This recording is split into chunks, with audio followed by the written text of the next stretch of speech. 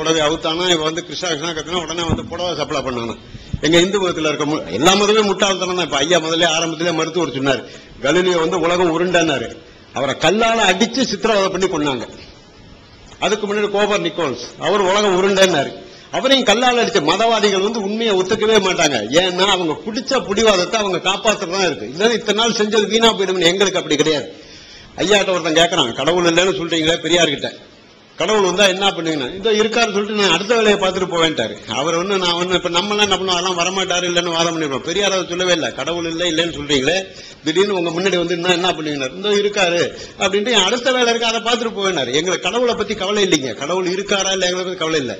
இந்த கடவுளின் பேரால் நம்ம எவ்வளவு நேரத்தை வீண் பண்றோம், எவ்வளவு பணத்தை வீண் பண்றோம். இந்த இந்து மதத்துல இந்த சாதி கொடுமை முழுக்க அந்த கடவுளின் பேரால தானே. தசரதனுக்கு 60,000 பொண்டாட்டிங்கிறான். எங்க 60,000 பொண்டாட்டி இருந்தா ஒரு பெரிய முனிசிபாலிட்டியா இருக்கும்னா என்ன அடிக்கிறான். ஏன்னு கேட்காத. ஆத்திகம் என்ன சொல்லும், இந்த ஐயா வரதாலும் சரி நீங்க யாரா இருந்தாலும் சரி கேள்வி கேட்காதன்னு சொல்லுவோம். அப்படியே அதுல இருக்கிறது அப்படியே நம்பணும். ஐயா சொன்ன மாதிரி அந்த காகிதத்துல எழுதி இருக்கிறது அப்படியே நம்பணும். அறிவியல் நாங்க அப்படி கிடையாது. ஐயாவே சொல்லுவாரு, நாங்களும் அதான் சொல்றோம். நாங்க சொல்றதை தயவு செய்து யாரும் நம்ப வேண்டாம். நீங்க வீட்டுல போய் சிந்தனை பண்ணி பாருங்க. சரியா தப்பான எடை போடுற அறிவு உங்களுக்கு இருக்கு. ஏன்னு கேட்டீங்கன்னா, நான் சொல்றதை அப்படியே நம்புனா உங்களுடைய மூளைக்கு தான் என்ன அறிவுன்னு ஐயா கேட்டார். நான் சொல்வதை அப்படியே நம்புன்னு சொன்னா உங்களோட அறிவுக்கு நான் வேலை கொடுக்கல. அதனால தோழர்களே, நான் சொல்றதை நீங்க நம்பாதீங்க. வீட்டுல போய் சிந்தனை பண்ணி பாருங்க. அவங்க சொன்னாங்க கடவுள் இருக்குங்கிறதுக்கு ஏதாவது சொன்னாங்களா? அவங்க ஒரு வார்த்தை இடையில சொன்னாங்க, நான் சொல்லி இருக்கிறது நான் சொன்னது உங்களுக்கு விளங்கி இருக்கும்னு சொன்னாங்க. யாராவது ஒரு ஆளை எந்திரிச்சு என்ன விளங்கினீங்கன்னு கேளுங்க. யாராவது சொல்லட்டும். இப்ப நீங்க சொன்னதுல யாருக்காவது ஏதாவது விளங்கி இருக்கான்னு கேளுங்க. கண்டிப்பா கேட்க மாட்டீங்க. காரணம் என்னன்னா, அந்த பக்தியின் பேரால வந்திருக்கீங்க. பக்தி வந்தால் புத்தி போயிடும். பெரியார் சொன்னது நல்லா சிந்தனை பண்ணி பாருங்க. ஒரு வீடு கட்டும்போது ஒரு செங்கல்ல 2 உடைச்சா எவ்வளவு சத்தம் போடுறீங்க.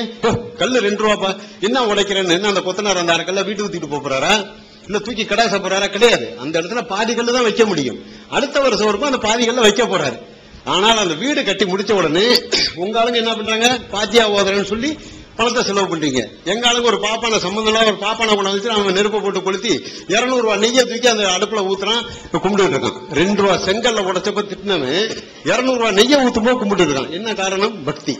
அதான் ஐயா சொன்னார், பக்தி வந்தால் புத்தி போயிடும். தயவு செய்து புத்தியோட கேளுங்க. பக்தி எல்லாம் தூக்கி ஓரமா வச்சிருக்க. அந்த காம்பவுண்டுக்கு வெளியே அந்த கிளாஸை விட்டு வெளியே போனோம்னா உங்களுக்கு வரட்டும் பக்தி. நாங்க வேணாம்னு சொல்லவில்லை.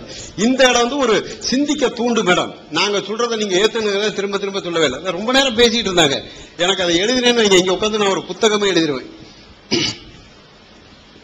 ஐயா சொன்னாங்க, இந்த குரங்குல இருந்து மனுஷன் பிறந்தாலும் காட்டு மிராண்டி காலத்துல கண்டுபிடிச்ச விஞ்ஞானம் அப்படின்னாங்க. கடவுள் என்ன முந்தா நாள் தான் கண்டுபிடிச்சாங்களா?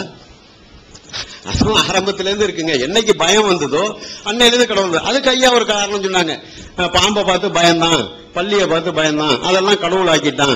நாங்க வந்து ஒண்ணுமே இல்லாதான் கடவுளுக்குறோம். இப்ப என் வீட்டுக்கு நீங்க வரீங்க, ஒரு ஆள் என்ன கத்தியால இப்படி காமிச்சு மிரட்டிட்டு இருக்காரு. ஐயோ என்ன குத்துறாதீங்கன்னு நான் பயந்துட்டு இருக்கேன். அதுக்கு ஒரு காரணம் உண்டு. நீங்க வீட்டுக்கு வரும்போது யாருமே இல்ல, நான் பாட்டுக்கு ஒரு செவத்தை பார்த்து என்ன ஒண்ணும் பண்ணாத ஐயோ ஒண்ணும் பண்ணலன்னா இப்ப என்ன நினைச்சீங்க, என்னடா நேற்று நல்லா தானே இருந்தான், என்ன செவத்தை பார்த்துட்டு இவன் பாட்டுக்கு என்ன ஒண்ணும் பண்ணாத கத்துறன்னு சிந்திப்பீங்களா இல்லையா? அப்ப இவன் பாம்பா பள்ளியாவது பார்த்து பயந்தான். நீங்க ஒண்ணுமே இல்லாத ஒரு கடவுள்னு சொல்லும்போது அது கொஞ்சம் விந்தையா இருக்கு. இது மாதிரி பலதை சொல்லிட்டே போலாம். 50 வருடமா ஒருத்தர் பெரியார்ட்ட கேட்கறான், நீங்க 50 வருடமா கடவுள் இல்லைன்னு சொல்லிட்டு இருக்கீங்களே, உங்களுக்கு மக்களுக்கு அறிவு கிடையாதா? ஒரு தடவை சொன்னா புரியாதான்னு கேட்கறான். அதுக்கு பெரியாரால மட்டும்தான் அந்த பதில் சொல்ல முடியும். கோவில் திருவிழாவில் மைக் செட் போட்டு காவல்துறை என்ன சொல்றாங்க, திருடர்கள் ஜாக்கிரதை, உங்கள் பர்ச பத்திரமா வச்சுக்கோங்க, உங்க நகையை பத்திரமா பாத்துக்கங்க. அப்ப என்ன அர்த்தம்? கடவுள் பாத்துக்க மாட்டான்னு அர்த்தம். காவல்துறை சொல்றான். அதான் பெரியார் சொன்னாரு, ஏன்பா போன வருஷம் கும்பாபிஷேகம் பண்ணு, திருடன் ஜாக்கிரதை அனௌன்ஸ் பண்ணு, இந்த வருஷம் கும்பாபிஷேகம் பண்ற, இதுலயும் பண்ற. அப்ப எத்தனை வருஷமா நீ சொல்லிக்கிட்டே இருக்க, இந்த மக்களுக்கு அறிவு வந்ததா? என் மக்கள் 1 லட்சத்துல ஒருத்தன் தான், நாத்திகன்கிறவன் 1 லட்சத்துல ஒருத்தன் தான். ஆனா பாக்கி எல்லாருமே பக்தர்கள் தான். நீங்க பெரிய பெரிய கோயிலுக்கு போங்க, திருப்பதி போங்க, பழனி போங்க, உங்க மெக்கா மதீனாலாம் நான் போனது கிடையாது. அங்க போனா என்ன எழுதியிருக்கான்? திருடர்கள் ஜாக்கிரதை, உங்கள் உடைமைகளை பத்திரமாக பார்த்துக் கொள்ளும். அப்ப என்ன அர்த்தம்? உன் உடமையை நீங்க தான் பாத்துக்கணும், கடவுள் பாத்துக்க மாட்டாங்க. ரொம்ப எளிமையா சொல்றேன். நல்லா சிந்தனை பண்ணி பாருங்க. யாரும் கடவுளை ஏத்துக்கிறது கிடையாதுங்க. சும்மா ஒரு போலித்தனம், ஒரு ஓதப்பட்டது. இப்ப ஐயா சொன்னாங்க, இவங்களுக்கு எல்லாம் கடவுள் இல்லைன்னு கற்பிக்கப்பட்டவங்க. எங்க வீட்டுல 29 பேர் இன்னைக்கு இருக்கோம். நான் ஒருத்தன் தான் கற்பிச்சுட்டக்காரன். பாக்கி 28 பேரும் 1ஆம் நம்பர் கடவுள் முட்டாள்கள் தான். எங்களுக்கு வந்து பெரியாரும் கற்பிக்கல. ஐயா சொன்ன மாதிரி பெரியார் ஒண்ணு எங்களுக்கு பெரிய தலைவனே கிடையாது. அவர் எங்க வழியில முன்னாடியே போயிருக்காரு, எங்களுக்கு முன்னாடியே அவர் போயிருக்காரு. அவ்வளவுதான். அவர் சொன்னது அப்படியே நாங்க காப்பி அடிச்சு பேசுறதே கிடையாது. அவருடைய சிந்தனைங்கிறது அறிவை தூண்டி விட்டுருக்காரு, அவ்வளவுதான். ஏன்னா முதல் அவர் துணிச்சலா வெளியே சொன்னவர். அதுக்கப்புறம் நாங்க இன்னைக்கு சொல்லிட்டு இருக்கோம். தவிர இப்ப பெரியார் வந்து நாளைக்கு கடவுள் உண்டுன்னு கனவுல சொன்னா நாங்க ஒத்துக்க மாட்டோம், வேலையை பார்த்துட்டு போயாண்டுவோம். அவ்வளவுதான் எங்களுடையது. இந்த அறிவு அவர் கொடுத்ததுதான். ஆனால் உங்களுக்கு இந்த ஆன்மீகவாதியாக வரவன் எது சொன்னாலும் அப்படியே ஏத்துக்குவீங்க. அது ஏன் என்னன்னு கேட்கணும். தயவு செய்து நீங்க என்னைக்கு வந்து ஏன் என்னன்னு கேட்கறீங்களோ அன்னைக்குதான் நீங்க சிந்திக்கிறீங்கன்னு அர்த்தம். இப்ப ஒரு வாத்தியார் பாடம் நடத்துறவர் எந்த பையன் எந்திரிச்சு சந்தேகம் கேட்கறானோ அந்த பையன் தான் நல்ல மார்க் வாங்குவான். நீங்க படிக்கும்போது பார்த்திருக்கலாம். இங்க யாராவது பெரிய மார்க் வாங்கியிருந்தீங்கன்னா கண்டிப்பா நீங்க ஆசிரியர்கிட்ட சந்தேகம் கேட்டிருப்பீங்க. சந்தேகம் கேட்காம அவர் சொல்றதெல்லாம் கையை கட்டிட்டு நம்ம சினிமாவிலையும் சினிமா நடிகையிலையும் புத்தி பூச்சினா நம்ம மார்க் வாங்க மாட்டோம். அவர் எதை நடத்திட்டு போறாரு போவோம். எதையுமே உன்னிப்பாக நான் பேசுறேன்னு சொன்னா தாராளமா என்கிட்ட நீங்க கேள்வி கேட்கலாம். கேள்வி கேட்டாதான் நான் சொல்றதை நீங்க புரிஞ்சுக்கணும். ஆன்மீகத்துல வந்து கேள்வி கேட்க கூடாது. தசரதனுக்கு 60,000 ஆமாம்.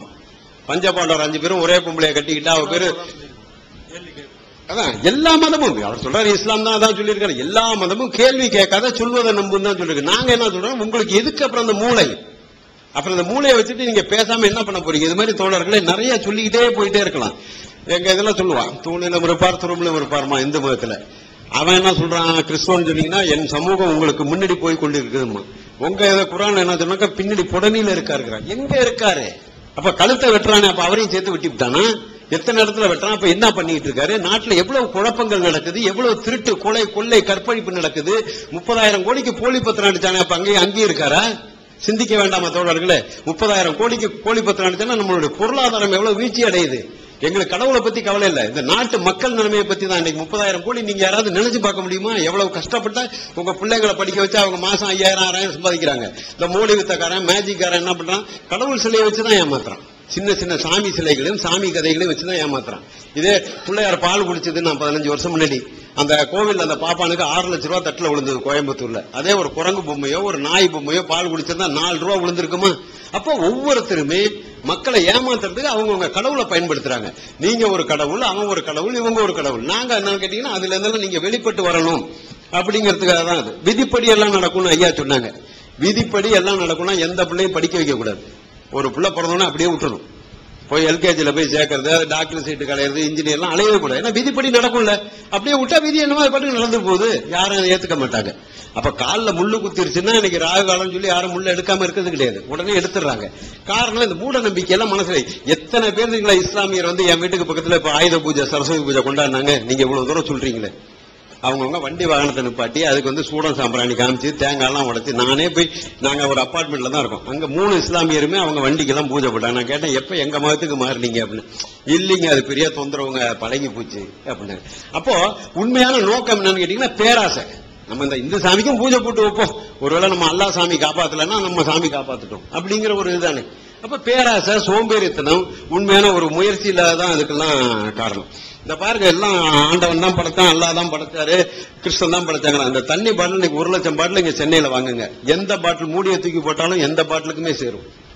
இந்த பாட்டில் மூடியை தூக்கி எதுல வேணாலும் போடுங்க, இதே பாட்டில போய் போடுங்க சேரும். ஏன் இந்த கடவுள் படைக்கிறோம்? ஏன் ஒருத்தனை பணக்காரனாவும் ஒருத்தனை ஏழையாவும் ஒருத்தனை நொண்டியாவும் ஒருத்தனை நல்லவனாவும் ஒருத்தனை வந்து கோழி நோட்டு அடிக்கிறவனாவும் ஏன் படைக்கணும்? இந்த கடவுள் வந்து எல்லாரையும் சமமா நல்லவனா படைச்சா என்ன? ஒருத்தன் ஃபர்ஸ்ட் மார்க் வாங்குறான், ஒருத்தன் வந்து கடைசி மார்க் வாங்குறான். இதுக்கு யாரு காரணம்? அப்ப சாதாரண ஒரு இயந்திரம் செய்யற வேலை இந்த கடவுளால செய்ய முடியாதா? ஃபீடு பண்ணி அனுப்பிச்சுட்டான் கம்ப்யூட்டர்ல, பிளாஸ்டிக் விட்டு அந்த டக்கு டக்கு டக்குன்னு அடிச்சு விழுவுது.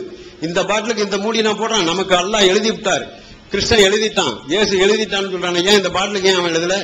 எந்த மூடியை போட்டாலும் எந்த பாட்டிலுக்கு சரி, என்ன காரணம்?